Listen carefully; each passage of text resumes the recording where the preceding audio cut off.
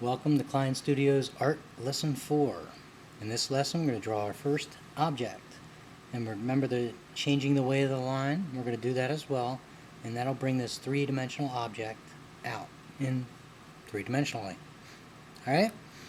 So, I'm going to start with a simple cylinder or can. Alright?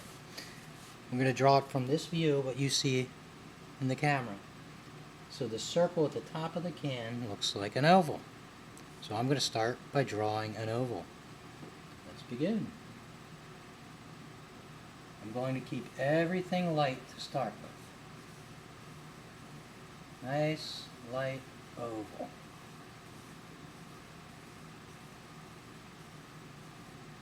Once your oval appears, enough to see it, now I'm going to draw two straight lines from the sides of the oval, just like our can. Straight up and down. Down, up, down. As soon as it shows up, stop.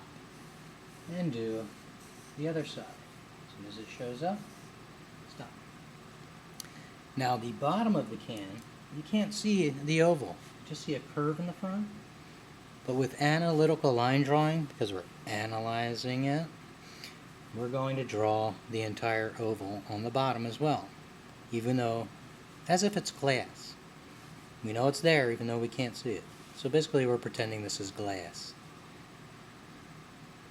So I'm going to draw an oval at the bottom. And go around and around till it shows up. Once it shows up, I want to stop. Now remember when we were doing the shapes in the last lesson? The darker it was, the closer it was to you, right? And the farther away, the lighter it was. Now I'm going to switch to the other side. Pardon me.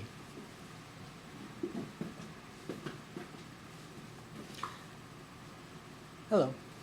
Alright, what we're going to do is the front of the oval here is going to appear darker than the back of the oval. That's here. So it's going to gradually, the oval, go from dark to light. This is how we do it. I'm going to take my oval, start a little to the back, and start rocking back and forth. And I'm going to get shorter and shorter lines until I stop in the very middle. Ooh! Now, I want to do it again. I'm going to move this can, by the way.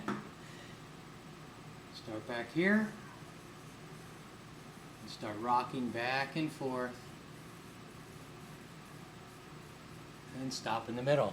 What should happen is, as you see here, the oval is gradually looks like it's going from light to dark toward the front and back to light as it goes around. You do not want to just rock back and forth without getting shorter and shorter, otherwise it's going to look like a big smiley face.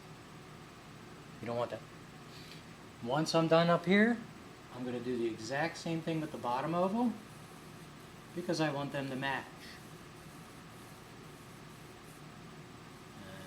Again, and see how I get shorter and shorter and shorter and shorter until I get to the middle and stop. They look the same to me. Now the sides of the can is actually, let's get my can here. When you look at the sides, it's actually halfway from the front of the can that's dark to the back of the can that's the lightest. So it's going to be a medium tone in between those two. My can down so it's not in my way. So now I'm going to draw up and down on my lines until it's slightly darker than the very back oval, but not as dark as the front oval because it's medium. Up, down, and stop.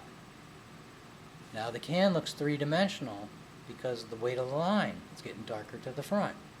The problem is, in the middle of this can here, say I cover it up like so, it's flat again, right?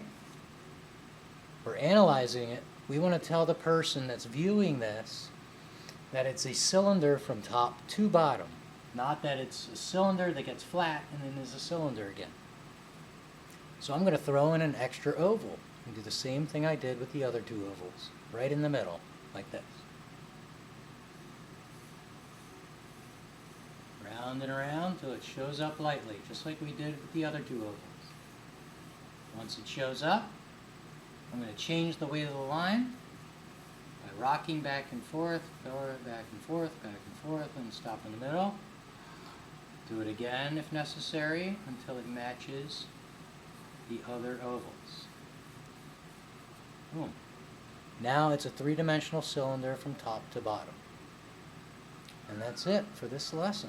Now we're starting to do some three-dimension. In the next lesson, we're going to do a vase. See you there.